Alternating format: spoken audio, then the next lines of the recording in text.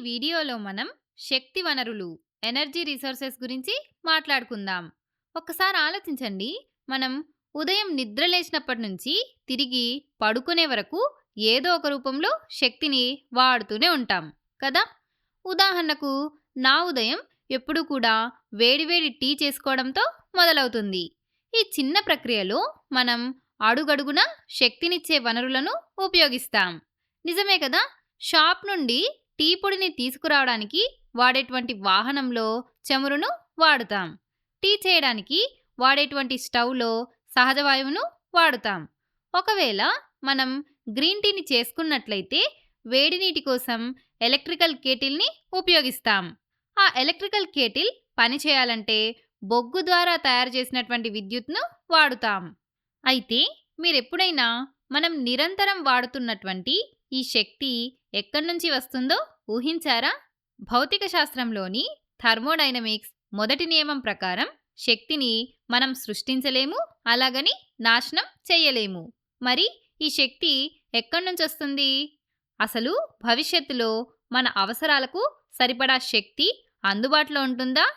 ఈ ప్రశ్నలకు సమాధానం తెలియాలంటే ముందుగా మనం శక్తి వనరుల రకాలను అర్థం చేసుకోవాలి.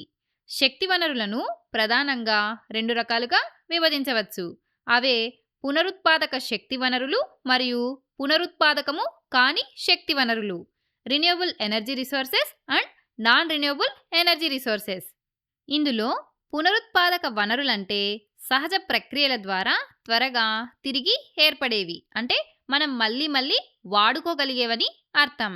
ఇలా మళ్ళీ మళ్ళీ వాడుకోగలిగే పునరుత్పాదక శక్తి వనరులకు ఉదాహరణ మనకు ప్రకృతి సిద్ధంగా లభించే సూర్యరశ్మి, గాలి, ప్రవహించే నీరు, అలాగే వేగంగా పెరిగే మొక్కల నుంచి వచ్చే బయోమాస్, భూమి లోపలి వేడి లేదా భూ ఉష్ణశక్తి. ఇవన్నీ కూడా మనం ఎంత వాడుకున్నా ప్రకృతిలో మళ్ళీ మళ్ళీ తయారవుతూనే ఉంటాయి. అంటే ఇవి ఎప్పటికీ అయిపోతాయని మనం భయపడాల్సినటువంటి పనే లేదు. సరే, ఇవైతే అయిపోవు. మరి పునరుత్పాదకం కాని వనరుల పరిస్థితి ఏంటి? ఇవి మన భూమిలో ఒక నిర్దిష్టమైన పరిమాణంలో మాత్రమే ఉంటాయి. అంటే మనం వీటిని ఒకసారి వాడేస్తే మళ్ళీ అంత సులభంగా భర్తీ చేయలేము. అంతేకాకుండా వీటిని భౌతికంగా భూమిలో నుంచి తవ్వి తీయాలి. ఇలా భూమి పొరల్లో నుంచి తవ్వి తీసే వాటిలో ముఖ్యమైనవి అణు ఇంధనాలు మరియు శిలాజ ఇంధనాలు. ఇక్కడ శిలాజ ఇంధనాలంటే బొగ్గు, చమురు, సహజ వాయువు లాంటివి. ఇప్పుడు మనం ఈ శిలాజ ఇంధనాలు ఎలా ఏర్పడ్డాయో తెలుసుకుందాం. లక్షలాది సంవత్సరాల క్రితం చనిపోయినటువంటి వృక్షాలు, జంతువుల యొక్క అవశేషాలు భూమి పొరల్లో కూరుకుపోయి పాక్షికంగా కుళ్ళిపోయాయి. అలా కూరుకుపోయిన ఆ అవశేషాలు భూమి లోపల విపరీతమైన ఉష్ణం, అలాగే పీడనానికి గురయ్యాయి. దీనివల్ల ఆ జీవుల్లో దాగి ఉన్నటువంటి శక్తి అంతా రసాయనికంగా రూపాంతరం చెందింది. అదే మన శిలాజ ఇంధనాలుగా తయారయ్యాయి. కాబట్టి ఈ విధంగా శిలాజ ఇంధనాలు తయారు కావడానికి ఎన్నో లక్షలేళ్లు పడుతుంది. అందుకే భూమిలో వీటి పరిమాణం చాలా పరిమితమని మనం చెప్పుకున్నాం. అందుకే పునరుత్పాదక వనరుల్లా కాకుండా ఈ పునరుత్పాదకం కాని వనరుల జీవిత చక్రం ఒక తెగిపోయినటువంటి వలయం లాంటిది. అంటే వీటిని మనం ఒకసారి ఉపయోగించిన తర్వాత మళ్ళీ అవి తయారు కావాలంటే చాలా కష్టం. అయితే ఈ శిలాజ ఇంధనాల నుండి మనం వాడే ఇంధనాలను తయారు చేయడం కోసం మొదట ఈ శిలాజ ఇంధనాలను కనుక్కోవాలి. ఆ తర్వాత వాటిని భూమి లోపల నుండి తవ్వి బయటకు తీయాలి. ఆ తర్వాత బయటకు తీసిన శిలాజ ఇంధనాలను వాటిని వాడే చోటికి రవాణా చేయాలి. సరే, రవాణా కూడా చేశాం. మరి దాన్ని వాడటం అంటే ఏంటో మీకు తెలుసా? ఈ శిలాజ ఇంధనాలను వాడటం అంటే వాటిని నేరుగా మండించడం.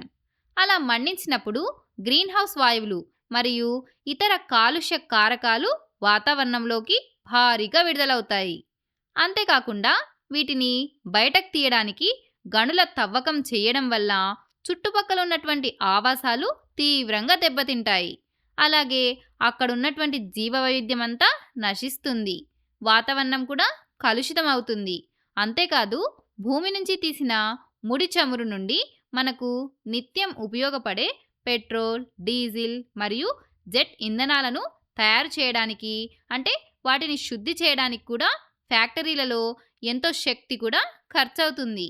ఇంకా ఈ శిలాజ ఇంధనాలను మనం మండించినప్పుడు ఆ శక్తి అంతా ఉష్ణం, బూడిద లాంటి వాడుకోలేని తక్కువ స్థాయి శక్తి రూపంలోకి మారిపోతుంది.